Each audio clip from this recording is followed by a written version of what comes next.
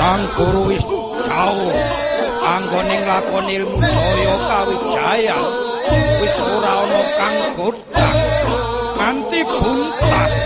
lunga bening daya kasekten prasasat ngerti jagat senajan to ngono ora ninggal marang wajibe Pila Nagri to ing pati para seswa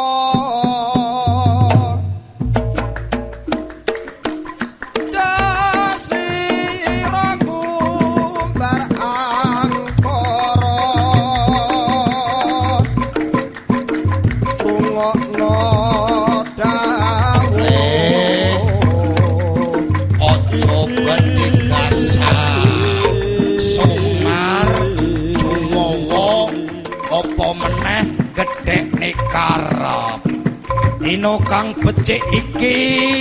gek mapan kono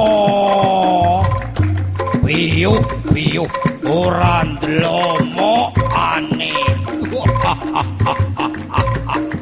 supaya dadi waruk kang pinunjul pendataran kedang diwiti oleh pendataran kawiwit